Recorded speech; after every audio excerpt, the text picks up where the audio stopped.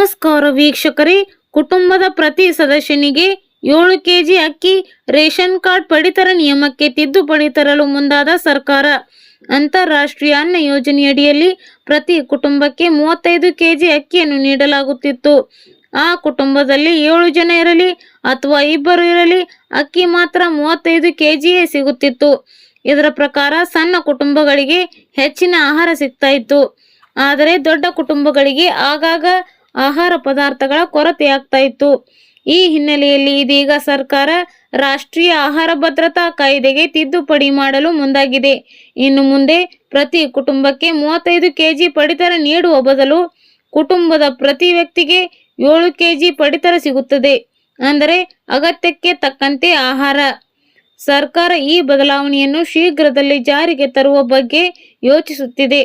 ಆದರೆ ಇನ್ನೂ ಈ ಕಾನೂನನ್ನು ಜಾರಿಗೆ ತಂದಿಲ್ಲ. ಈ ಬಗ್ಗೆ ಸರ್ಕಾರವು ಸಾರ್ವಜನಿಕರಿಂದ ಸಲಹೆಗಳನ್ನು ಕೋರಿತ್ತು. ಸಲಹೆಗಳನ್ನು ನೀಡುವ ಅವಧಿಯೂ ಇದೀಗ ಕೊನೆಯಾಗಿದೆ. ಆದ್ಯತಾ ಗೃಹ ಯೋಜನೆ ಅಡಿಯಲ್ಲಿ ತಲಾವಾರು ಪಡಿತರವನ್ನು ವಿತರಿಸಲಾಗುತ್ತದೆ. ಇದರ ಅಡಿಯಲ್ಲಿ ಕುಟುಂಬದ ಪ್ರತಿ ಸದಸ್ಯರು 5 ಕೆಜಿ ಆಹಾರವನ್ನು ಪಡೆಯಲು ಅರ್ಹರಾಗಿರುತ್ತಾರೆ. ಅಂತ್ಯೋದಯ ಅನ್ನ ಯೋಜನೆಯನ್ನು ಇದರೊಂದಿಗೆ ಜೋಡಿಸಲು ಸರ್ಕಾರ ಮುಂದಾಗಿದೆ.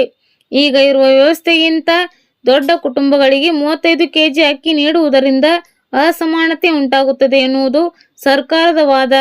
ಅಂದರೆ ಕುಟುಂಬದಲ್ಲಿ ಇಬ್ಬರೇ ಇದ್ದರೂ 35 ಕಿಲೋ ಅಕ್ಕಿ, 7 ಜನ ಇದ್ದರೂ 35 ಕೆಜಿ ಅಕ್ಕಿ ನೀಡುವ ರೀತಿ ಸರಿಯಲ್ಲ ಎನ್ನುವುದು ಸರ್ಕಾರದ ಅಭಿಪ್ರಾಯ. 7 ಕೆಜಿ ಎಂದರೆ ಪ್ರತಿ ಕುಟುಂಬಕ್ಕೆ 7 ಕೆಜಿ ಎಂದರ್ಥವಲ್ಲ. ಇದೀಗ ಪಡಿತರ ವಿತರಣೆ ಬಗ್ಗೆ ಗೊಂದಲ ಉಂಟಾಗಿದೆ. ಪ್ರತಿ ರೇಷನ್ ಕಾರ್ಡ್ಗೆ ಕೇವಲ 7 ಕೆಜಿ ಧಾನ್ಯವನ್ನು ಮಾತ್ರ ಒದಗಿಸುತ್ತದೆ ಎನ್ನುವ ಭಾವನೆ ಜನರಲ್ಲಿದೆ. ಆದರೆ ಸರ್ಕಾರ ಪ್ರಸ್ತಾವನೆಯಲ್ಲಿ ಈ ಬಗ್ಗೆ ಯಾವುದೇ ಹೇಳಿಕೆ ನೀಡಿಲ್ಲ. ಪ್ರಾಸ್ತಾವಿಕ ಸೂತ್ರದ ಪ್ರಕಾರ ಕುಟುಂಬದ ಪ್ರತಿ ಸದಸ್ಯರಿಗೆ 7 ಕೆಜಿ ಪಡಿತರ ಧಾನ್ಯ ನೀಡಲಾಗುವುದು. ಆದರೆ ಇಡೀ ಕುಟುಂಬಕ್ಕೆ ಗರಿಷ್ಠ ಕೋಟಾ 35 ಕೆಜಿ ಆಗಿರುತ್ತದೆ. ಇದರರ್ಥ ಒಬ್ಬ ಸದಸ್ಯರಿಗೆ 7 ಕೆಜಿ, ಇಬ್ಬರು ಸದಸ್ಯರಿಗೆ 14 ಕೆಜಿ, 3 ಸದಸ್ಯರಿಗೆ 21 ಕೆಜಿ ಮತ್ತು 4 ಸದಸ್ಯರಿಗೆ 28 ಕೆಜಿ. ಕುಟುಂಬದಲ್ಲಿ 5 ಅಥವಾ ಹೆಚ್ಚಿನ ಸದಸ್ಯರಿದ್ದರೆ ಒಟ್ಟು ಪಡಿತರವನ್ನು 35 ಕೆಜಿಗೆ ಮಿತಿಗೊಳಿಸಲಾಗುತ್ತದೆ. ಸ್ವಾತಂತ್ರ್ಯ ಸಂಭ್ರಮದ ಈ ಪವಿತ್ರ ಹಾಗೂ ಮಂಗಳಕರ ಶುಭ ದಿನದಂದು ಮಣ್ಣಿನಲ್ಲಿ ಬೆವರು ಸುರಿಸಿ ಇಡೀ ಜಗತ್ತಿಗೆ ಅನ್ನ ನೀಡುವ ನಾಡಿನ ಪ್ರತಿಯೊಬ್ಬ ರೈತ ಮಿತ್ರನಿಗೂ, ಕೃಷಿ ಕಾರ್ಮಿಕರಿಗೂ ನಮ್ಮ ಮಣ್ಣಿನ ಮಾತು ವಾಹಿನಿಯ ಪರವಾಗಿ ಸ್ವಾತಂತ್ರ್ಯ ದಿನಾಚರಣೆಯ ತುಂಬು ಹೃದಯದ ಹಾರ್ದಿಕ ಶುಭಾಶಯಗಳು. ಇಂದಿನ ನಮ್ಮ ಈ ಸುದೀರ್ಘ ಹಾಗೂ ಸಮಗ್ರ ವಿಶೇಷ ಸಂಚಿಕೆಯಲ್ಲಿ ಕೇಂದ್ರ ಸರ್ಕಾರದ ಮಹತ್ವಾಕಾಂಕ್ಷೆಯ ಪ್ರಧಾನ ಮಂತ್ರಿ ಕಿಸಾನ್ ಸಮ್ಮಾನ್ ನಿಧಿ ಯೋಜನೆಯ ಕುರಿತು ಪ್ರತಿಯೊಬ್ಬ ರೈತರು ತಿಳಿದುಕೊಳ್ಳಲೇಬೇಕಾದ ಸಮಗ್ರ, ನಿಖರ ಹಾಗೂ ಆಳವಾದ ಮಾಹಿತಿಯನ್ನು ಅತ್ಯಂತ ವಿಸ್ತಾರವಾಗಿ ಚರ್ಚಿಸಲಿದ್ದೇವೆ. ಪ್ರಧಾನ ಮಂತ್ರಿ ಕಿಸಾನ್ ಸಮ್ಮಾನ್ ನಿಧಿ ಯೋಜನೆಯ 24ನೇ ಕಂತಿನ ಹಣ ಬಿಡುಗಡೆಯ ಪ್ರಕ್ರಿಯೆ ಕೇಂದ್ರ ಕೃಷಿ ಮತ್ತು ರೈತರ ಕಲ್ಯಾಣ ಸಚಿವಾಲಯದಿಂದ ಹೊರಬಿದ್ದಿರುವ ಅಧಿಕೃತ ತೀರ್ಮಾನಗಳು ರೈತರ ಬ್ಯಾಂಕ್ ಖಾತೆಗಳಿಗೆ ಹಣ ಜಮಾವಣೆಯಾಗುವ ನಿಖರ ಕಾಲಮಿತಿ, ಹಣದ ಮೊತ್ತದಲ್ಲಿ ಆಗಬಹುದಾದ ಬದಲಾವಣೆಗಳು, ರಾಜ್ಯ ಮತ್ತು ಕೇಂದ್ರ ಸರ್ಕಾರಗಳ ನಡುವಿನ ಆರ್ಥಿಕ ಸಮನ್ವಯತೆ, ಪ್ರತಿಯೊಬ್ಬ ರೈತರು ಕಡ್ಡಾಯವಾಗಿ ಮಾಡಿಕೊಳ್ಳಬೇಕಾದ ತಾಂತ್ರಿಕ ಸಿದ್ಧತೆಗಳು, ಬ್ಯಾಂಕ್ ಖಾತೆಯ ಪರಿಶೀಲನೆ, ಭೂ ದಾಖಲೆಗಳ ಜೋಡಣೆ, ಈ KYC ಪ್ರಕ್ರಿಯೆಗಳ ಸಮಗ್ರ ವಿವರಗಳನ್ನು ಇಲ್ಲಿ ಒಂದೊಂದಾಗಿ ಹಂತ ಹಂತವಾಗಿ ಸವಿಸ್ತಾರವಾಗಿ ಪ್ರಸ್ತುತ ಪಡಿಸುತ್ತಿದ್ದೇವೆ. ನಮ್ಮ ದೇಶದ ಕೋಟ್ಯಾಂತರ ರೈತ ಕುಟುಂಬಗಳಿಗೆ ಕೃಷಿ ಚಟುವಟಿಕೆಗಳ ನಿರ್ವಹಣೆಗೆ, ಬಿತ್ತನೆ ಬೀಜ, ರಸಗೊಬ್ಬರ ಮತ್ತು ಕೀಟನಾಶಕಗಳ ಖರೀದಿಗೆ ಆರ್ಥಿಕ ಬಲ ತುಂಬುವ ನಿಟ್ಟಿನಲ್ಲಿ ಕೇಂದ್ರ ಸರ್ಕಾರವು ಜಾರಿಗೆ ತಂದ ಅತ್ಯಂತ ಯಶಸ್ವಿ ಯೋಜನೆ ಎಂದರೆ ಅದು ಪ್ರಧಾನ ಮಂತ್ರಿ ಕಿಸಾನ್ ಸಮ್ಮಾನ್ ನಿಧಿ ಯೋಜನೆ. ಈ ಯೋಜನೆಯು ಆರಂಭವಾದಾಗಿನಿಂದ ಇಂದಿನವರೆಗೆ ನಿರಂತರವಾಗಿ ರೈತರ ಖಾತೆಗಳಿಗೆ ನೇರ ನಗದು ವರ್ಗಾವಣೆ ಮೂಲಕ ಆರ್ಥಿಕ ನೆರವನ್ನು ಒದಗಿಸುತ್ತಾ ಬಂದಿದೆ. ವರ್ಷಕ್ಕೆ 3 ಸಮಾನ ಕಂತುಗಳಲ್ಲಿ ತಲಾ 2,000 ರೂಪಾಯಿಗಳಂತೆ ಒಟ್ಟು 6,000 ರೂಪಾಯಿಗಳ ಆರ್ಥಿಕ ಸಹಾಯವನ್ನು ಸಣ್ಣ ಮತ್ತು ಅತಿ ಸಣ್ಣ ರೈತರ ಬ್ಯಾಂಕ್ ಖಾತೆಗಳಿಗೆ ಜಮಾ ಮಾಡಲಾಗುತ್ತದೆ. ಪ್ರತಿಯೊಂದು ಕಂತಿನ ನಡುವೆ 4 ತಿಂಗಳ ಅಂತರವಿರುತ್ತದೆ.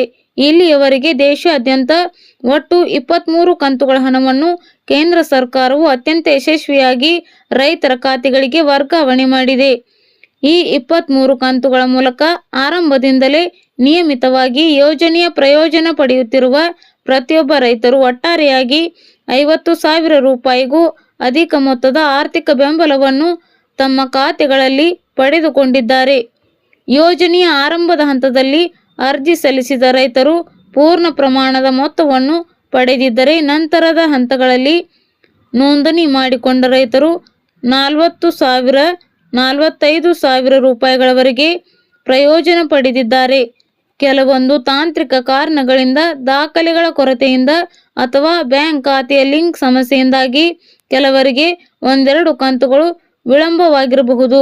ಆದರೆ ಕೇಂದ್ರ ಸರ್ಕಾರದ ನೇರ ನಗದು ವರ್ಗಾವಣೆ ವ್ಯವಸ್ಥೆಯ ಮೂಲಕ ಯಾವುದೇ ಮಧ್ಯವರ್ತಿಗಳಿಲ್ಲದೆ, ಯಾವುದೇ ಕಮಿಷನ್ ದಂಧೆ ಇಲ್ಲದೆ ಹಣವು ನೇರವಾಗಿ ರೈತರ ಕೈ ಸೇರುತ್ತದೆ. ಇಡೀ ದೇಶದ ಅಂಕಿಅಂಶಗಳನ್ನು ನಾವು ಗಮನಿಸುವುದಾದರೆ, ಪ್ರಸ್ತುತ 9,49,00,000ಕ್ಕೂ ಅಧಿಕ ರೈತರು ಈ ಯೋಜನೆಯ ಅಧಿಕೃತ ಫಲಾನುಭವಿಗಳಾಗಿದ್ದಾರೆ. ಪ್ರತಿಯೊಂದು ಕಂತು ಬಿಡುಗಡೆಯಾಗುವ ಸಂದರ್ಭದಲ್ಲೂ ಕೇಂದ್ರ ಸರ್ಕಾರದ ಬೊಕ್ಕಸದಿಂದ ಸುಮಾರು 20,000 ಕೋಟಿ ರೂಪಾಯಿಗಳಿಗೂ ಅಧಿಕ ಮೊತ್ತವು ರೈತರ ಖಾತೆಗಳಿಗೆ ಹರಿದು ಬರುತ್ತದೆ. ರಾಜ್ಯ ಸರ್ಕಾರದಿಂದ 23 ಲಕ್ಷ ಜನರ ಪಿಂಚಣಿ ಸ್ಥಗಿತ. ಈ ದಾಖಲೆಗಳನ್ನು ಸಲ್ಲಿಸಿ ಪೆನ್ಷನ್ ಹಣ ಪಡೆಯಿರಿ.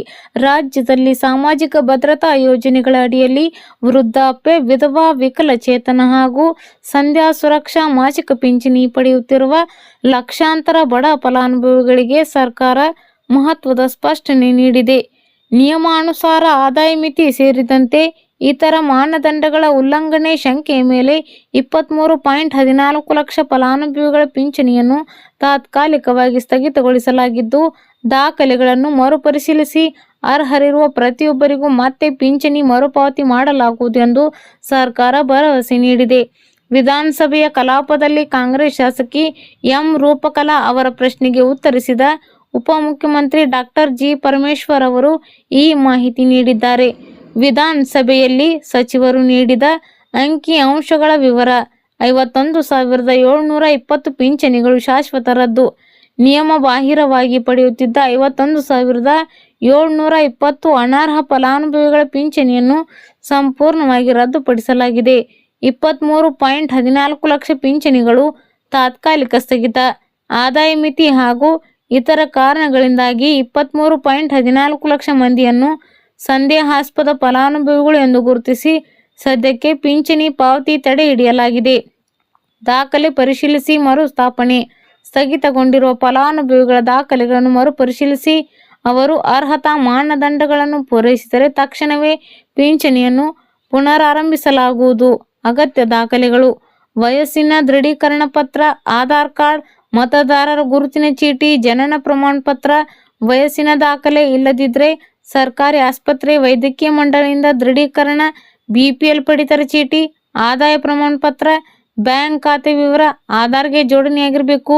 ಜೀವಿತಾವಧಿ ಪ್ರಮಾಣ ಪತ್ರ. ಮನೆ ಬಾಗಿಲಿಗೆ ಬರಲಿದ್ದಾರೆ ಗ್ರಾಮ ಆಡಳಿತಾಧಿಕಾರಿಗಳು.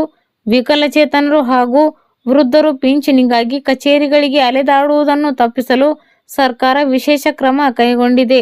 ಗ್ರಾಮ ಆಡಳಿತಾಧಿಕಾರಿಗಳು ಅಂಗವಿಕಲರು ಹಾಗೂ ವೃದ್ಧ ಫಲಾನುಭವಿಗಳ ಮನೆಗೆ ಖುದ್ದಾಗಿ ಅಧಿಕಾರಿಗಳು ಭೇಟಿ ನೀಡಿ ಅಗತ್ಯ ದಾಖಲೆಗಳನ್ನು ಸಂಗ್ರಹಿಸಲಿದ್ದಾರೆ. ದಾಖಲೆಗಳ ತ್ವರಿತ ಪರಿಶೀಲನೆ ನಡೆಸಿ ಅರ್ಹರಿಗೆ ಯಾವುದೇ ಅಡೆತಡೆ ಇಲ್ಲದೆ ಪಿಂಚಣಿ ಮರುಚಾಲನೆಗೆ ಆದ್ಯತೆ ನೀಡಲಾಗುವುದು ಎಂದು ಸಚಿವರು ತಿಳಿಸಿದ್ದಾರೆ. ಪಿಂಚಣಿ ಸ್ಥಗಿತ ಖಂಡಿಸಿ ಆಗಸ್ಟ್ 31ಕ್ಕೆ ಬೃಹತ್ ಪ್ರತಿಭಟನೆ. ಮತ್ತೊಂದೆಡೆ ಸರ್ಕಾರದ ಈ ದಿಢೀರ್ ಕ್ರಮದಿಂದಾಗಿ ಬಡವರು, ವಿಧವೆಯರು, ವಿಕಲಚೇತನರು ಹಾಗೂ ತೃತೀಯ ಲಿಂಗಿಗಳು ತೀವ್ರ ಆರ್ಥಿಕ ಸಂಕಷ್ಟಕ್ಕೆ ಸಿಲುಕಿದ್ದಾರೆ ಎಂದು ಆರೋಪಿಸಿ ಎಸ್ಯುಸಿಐ ಪಕ್ಷವು ಆಗಸ್ಟ್ 31ರಂದು ಧಾರವಾಡದಲ್ಲಿ ಬೃಹತ್ ಪ್ರತಿಭಟನೆ ಹಮ್ಮಿಕೊಂಡಿದೆ. ವಾರ್ಷಿಕ ರೂಪಾಯಿ 32,000 ಆದಾಯ ಮಿತಿಯ ಬದಲಿಗೆ ಈ ಹಿಂದಿನಂತೆಯೇ ಬಿಪಿಎಲ್ ರೇಷನ್ ಕಾರ್ಡ್ ಅನ್ನೇ ಪ್ರಮುಖ ಮಾನದಂಡವಾಗಿ ಪರಿಗಣಿಸಬೇಕು. ಮರುಪರಿಶೀಲನೆ ಪ್ರಕ್ರಿಯೆಯನ್ನು ಸರಳಗೊಳಿಸಿ ಗ್ರಾಮ ಪಂಚಾಯಿತಿ ಮಟ್ಟದಲ್ಲೇ ಮಾಡಿಸಬೇಕು. ಈ ಮೂಲಕ ಫಲಾನುಭವಿಗಳು ಕಚೇರಿಗಳಿಗೆ ಅಲೆದಾಡುವುದನ್ನು ತಪ್ಪಿಸಬೇಕು ಎಂದು ಎಸ್ಯುಸಿಐ ಮುಖಂಡ ರಾಮಾಂಜನಪ್ಪ ಆಲ್ದಳ್ಳಿ ಆಗ್ರಹಿಸಿದ್ದಾರೆ.